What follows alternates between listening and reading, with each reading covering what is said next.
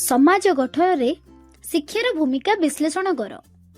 मनीष एक सामाजिक प्राणी। से समाज रे बास करे। मनीष समाज को छाड़ी केबे रही पारे नाही। दार्शनिक अरिस्टोटल कहते समाज को छाड़ी जे मनीष बास करे से हुए तो देवता किंबा पिशाच। जुग जुग धरी मनीष समाजर आवश्यकता अनुभव करि आसुछि। समाज सह सुख दुखर भागीदार होई पारुछि। समाजर पृष्ठभूमि रे स्नेह प्रेम और ममतार बंधन रे जीवन गढ़ी उठे।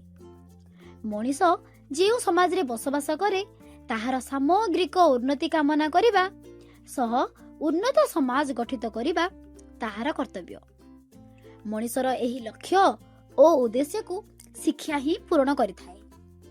व्यक्तिर व्यक्तित्व विकास और समाजर कल्याण साधन हेउची गणतांत्रिक राष्ट्र रे शिक्षार मुख्य लक्ष्य। एही लक्ष्य पालन करिबारे शिक्षा सहाय्य करिथाए। शिक्षा व्यक्ति प्रति तार अधिकार और दायित्व संबंध रे सचेतन करिबा संगे संगे साधुता सहयोग सहभागिता और स्वाधीन चिंताधारा प्रदान करिथाए। फलरे व्यक्तिर राष्ट्रपति दायित्व और कर्तव्य वृद्धि पाए। ଯେଉଁ ଦେଶର ନାଗରିକ ଯେତେ ଶିକ୍ଷିତ ସେହି ରାଷ୍ଟ୍ର ସେହି ପରିମାଣରେ ଉନ୍ନତ।